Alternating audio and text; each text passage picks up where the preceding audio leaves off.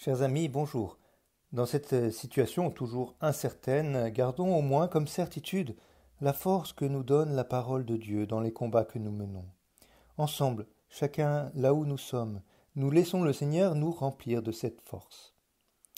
Hier, nous avons médité avec Daniel et ses compagnons, Ananias, Azarias et Misaël. Ces 4 hommes ont décidé, quoi qu'il en coûte, de rester fidèles au Seigneur. Quelle belle récompense ils ont pu trouver dans leur fidélité. Alors c'est avec eux que je vous propose de rester aujourd'hui, plus précisément avec Azarias.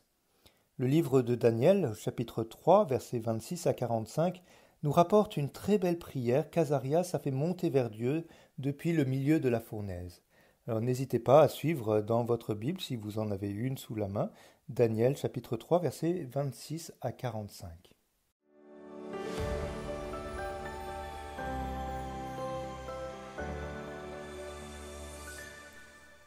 Alors je commence par vous faire la lecture d'une partie de ce cantique. Béni sois-tu Seigneur, Dieu de nos pères, loué soit ton nom, glorifié pour les siècles.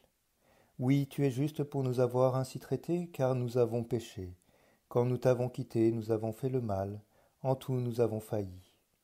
À cause de ton nom, ne nous quitte pas pour toujours et ne romps pas ton alliance. Ne nous retire pas ton amour à cause d'Abraham, ton ami, d'Isaac, ton serviteur, et d'Israël que tu as consacré.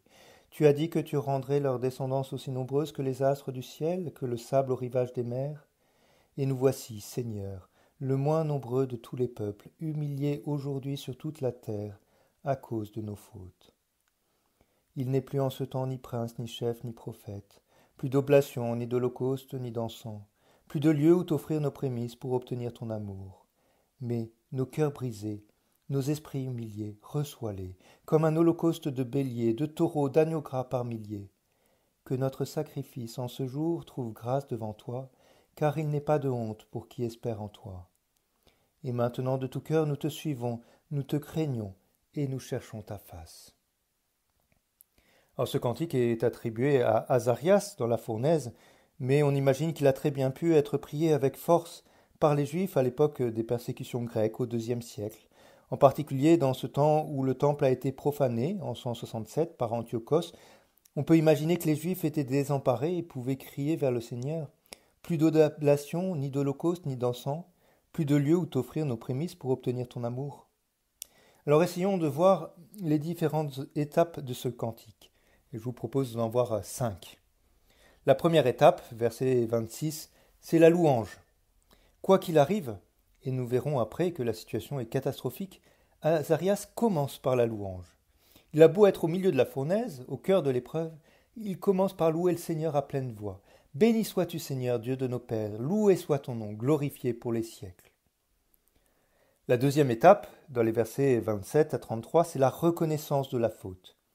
Celui qui prie avec ce cantique reconnaît la justice de Dieu. La situation de détresse dans laquelle nous sommes n'est pas injuste. Je me reconnais pécheur, je sais que mon péché m'éloigne de Dieu, peut-être même que je mériterais des peines bien plus grandes pour les fautes que j'ai commises. Après la louange, il s'agit donc de reconnaître devant Dieu nos fautes. Nous avons péché, en tout nous avons failli. Remarquons d'ailleurs que ces versets, comme l'ensemble du cantique, est à la première personne du pluriel. Il s'agit certainement d'une faute personnelle, mais aussi d'une faute collective. C'est ensemble, les uns avec les autres, peut-être en nous entraînant les uns les autres, que nous nous sommes éloignés du Seigneur. Après la louange et la confession du péché, la troisième étape, dans les versets 34 à 37, c'est le rappel de l'alliance. Dans la confiance, le priant s'adresse au Seigneur et lui rappelle l'histoire de la relation entre Dieu et son peuple. On se souvient de l'alliance que Dieu avait conclue avec Abraham, Isaac et Jacob, Israël. On se souvient que Dieu avait promis à Abraham une descendance aussi nombreuse que les astres du ciel et le sable au rivage des mers. Et certainement Dieu s'en souvient aussi. Il ne s'agit pas d'imposer à Dieu de rester fidèle à une alliance à laquelle nous n'avons pas été fidèles. Nous savons que notre infidélité nous a éloignés de Dieu, mais qui sait, toi Seigneur, Dieu de fidélité, ne seras-tu pas fidèle à cette alliance au-delà de notre infidélité ? Alors après la louange, les deuxième et troisième étapes étaient plutôt tournées vers le passé, confession des péchés, rappel de l'alliance, Bien maintenant, dans la quatrième étape, les versets 38 à 40, nous avons une prière qui est formulée dans la détresse actuelle. La situation actuelle, c'est une situation dans laquelle il n'y a plus rien. Il n'y a plus personne pour guider le peuple. Il n'y a plus de princes, de chefs, de prophètes. Et surtout, il n'y a plus de possibilité d'offrir des sacrifices, ni aucune offrande au temple à Jérusalem. Alors on pense soit à la période de l'exil à Babylone, où le temple de Jérusalem était détruit, soit à la persécution grecque, où Antiochos avait profané le temple. C'est un vrai drame. Le culte du temple, c'est le cœur de la vie d'un juif. C'est le seul lieu où l'on peut adorer et offrir des offrandes au Seigneur. Comment faire alors lorsque ce culte n'est plus possible ?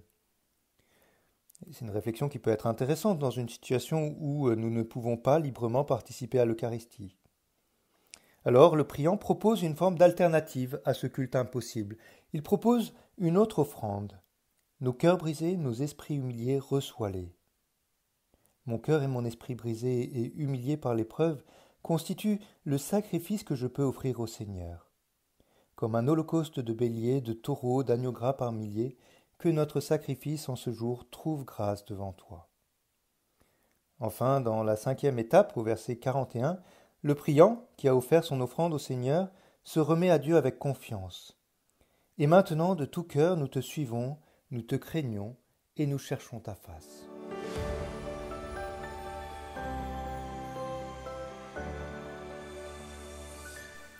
Ce cantique d'Azarias, c'est peut-être une des plus belles prières dans l'épreuve. Une prière qui n'est pas une prière larmoyante, une prière qui n'est pas centrée sur la souffrance, mais une prière qui, du fond de la souffrance, s'ouvre à l'offrande et à la confiance. Comme les psaumes, cette prière fait partie de la liturgie de l'Église.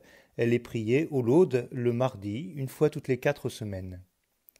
Ce cantique nous aidera certainement à plonger dans l'intériorité.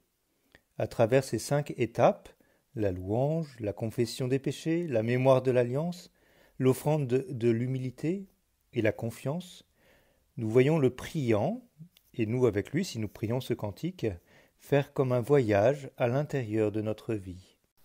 En partant de la louange, nous faisons mémoire des moments peut-être plus sombres de nos péchés, ce qu'il faut brûler à la fournaise de la miséricorde de Dieu. Ensuite, nous faisons mémoire surtout des actes de salut, de l'alliance que Dieu a conclue avec son peuple dans son ensemble et avec nous-mêmes en particulier dans notre baptême. Cette alliance à laquelle je n'ai peut-être pas su être complètement fidèle, toi Seigneur, tu t'en souviens. Toi Seigneur, tu es fidèle. L'évocation de la fidélité de Dieu, ce n'est pas simplement une manière de se rassurer à bon compte. La fidélité de Dieu me conduit à l'offrande totale de mon humilité. C'est peut-être le moment le plus fort de ce cantique. Nos cœurs brisés, nos esprits humiliés, reçois-les comme un holocauste de béliers, de taureaux, d'agneaux gras par milliers. Il y a probablement ces moments dans notre vie, peut-être aujourd'hui, où nous avons l'impression d'être réduits à rien. Après un échec ou une humiliation, à cause de la maladie ou du handicap, pris par la dépression ou par le manque de sens, nous avons ce moment où nous avons l'impression que nous ne sommes plus rien, ce sentiment d'être aplati comme une crêpe, impression d'anéantissement. Eh bien, c'est dans cette situation que Dieu, par les mots d'Azarias, vient nous rejoindre. Notre petitesse, notre humiliation, c'est le plus beau des sacrifices que nous pouvons offrir à Dieu.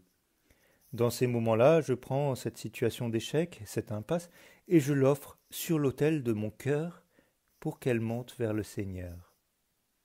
À de nombreuses reprises dans l'Ancien Testament, les prophètes appellent le peuple, en écho avec le culte du temple, à offrir ce sacrifice spirituel, ce don de nous-mêmes que nous faisons, en particulier dans notre petitesse. Saint Paul nous y invite dans le chapitre 12 de la lettre aux Romains.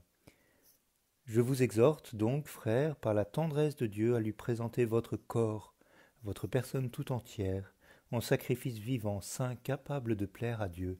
C'est là pour vous la juste manière de lui rendre un culte. Ne prenez pas pour modèle le monde présent, mais transformez-vous en renouvelant votre façon de penser pour discerner quelle est la volonté de Dieu, ce qui est bon, ce qui est capable de lui plaire, ce qui est parfait. » Alors aujourd'hui, simplement, dans ma prière, je peux prendre ce temps pour reméditer ce cantique d'Azarias, ou je peux aussi m'arrêter à plusieurs moments de ma journée pour le redire tranquillement et offrir ainsi ma vie dans la confiance au Seigneur. Belle journée avec Dieu.